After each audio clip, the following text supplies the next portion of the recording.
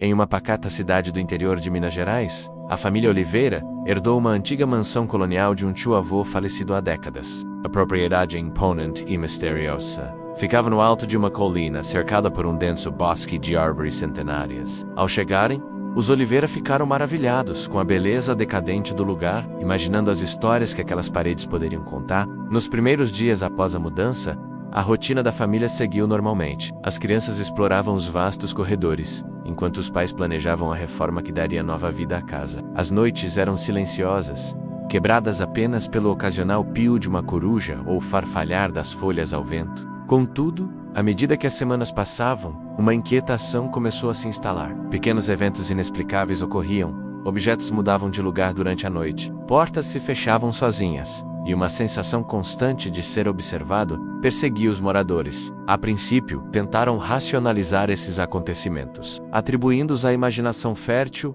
ou às peculiaridades de uma casa antiga. Foi numa noite de lua cheia que o verdadeiro terror se revelou. Por volta das 3 da manhã, um choro angustiado ecoou pela casa, parecendo vir das profundezas do porão. O som era tão nítido, tão carregado de dor, que era impossível ignorá-lo. Carlos, o pai, tentou convencer a todos de que era apenas o vento, uivando entre as frestas das janelas antigas. Mas noite após noite, coro se repicha, sempre no mesmo horário, sempre com a mesma intensidade dilacerante. As crianças começaram a ter pesadelos, acordando aos gritos, falando de uma mulher de vestido branco, que as observava do canto do quarto. A mãe, Mariana, jurava sentir um perfume de rosas murchas no ar, mesmo quando não havia flores na casa. A tensão crescia a cada dia, e o medo se tornava um companheiro constante. Após semanas de noites mal dormidas e nervos à flor da pele, a família decidiu que era hora de investigar. Numa sexta-feira, quando o choro começou pontualmente às 3 da manhã,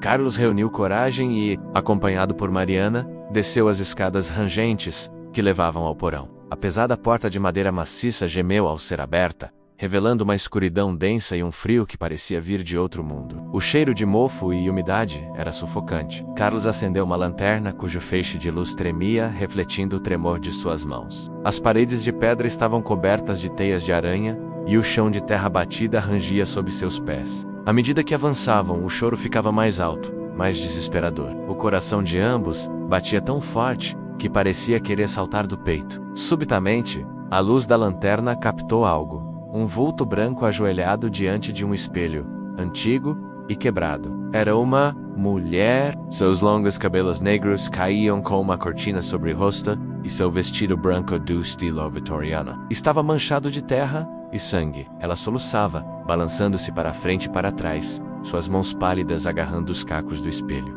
Carlos e Mariana ficaram paralisados, incapazes de falar ou se mover. O ar ficou ainda mais frio, e a luz da lanterna começou a piscar erraticamente. Lentamente, como se percebesse a presença deles, a mulher parou de chorar. Um silêncio sepulcral tomou conta do porão. Com um movimento fluido e antinatural, ela virou o rosto em direção ao casal. Mariana sufocou um grito de horror.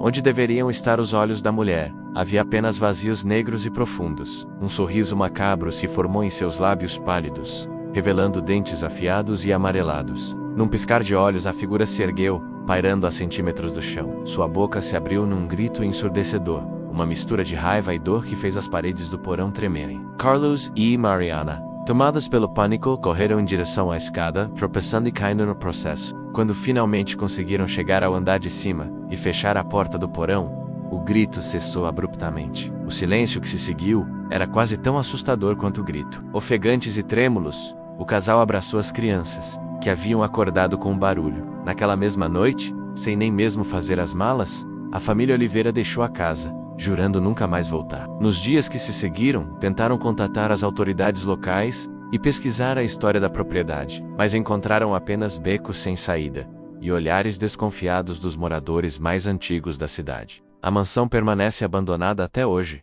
suas janelas quebradas e jardim selvagem servindo como um lembrete silencioso dos horrores que abriga. Os moradores das casas vizinhas evitam olhar para a colina, especialmente nas noites de lua cheia. Dizem que nessas noites é possível ouvir o choro angustiado vindo do porão e ver uma figura branca vagando pelos corredores vazios. Alguns corajosos já tentaram explorar a propriedade desde então. Nenhum ficou por mais de uma noite. Todos saíram com histórias semelhantes.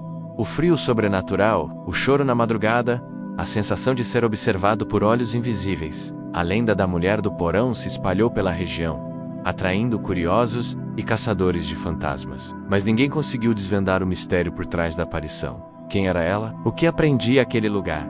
Por que seus olhos eram vazios de escuridão? Teorias surgiram.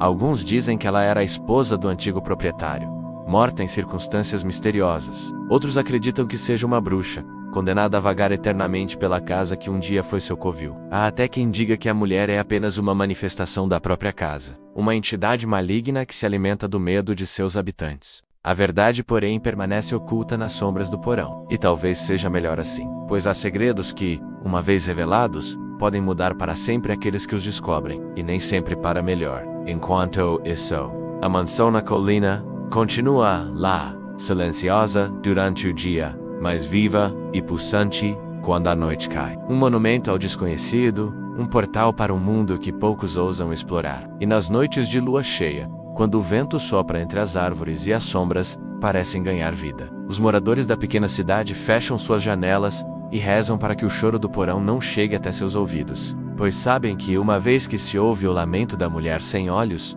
nunca mais se é o mesmo. O medo se torna um companheiro constante, e a certeza de que há mais entre o céu e a terra do que sonha nossa vã filosofia se torna uma verdade inescapável. E assim, a lenda da casa mal-assombrada na colina continua, passando de geração em geração. Um lembrete sombrio de que há mistérios neste mundo que talvez seja melhor deixar sem solução. Pois às vezes, o preço da verdade é alto demais para se pagar.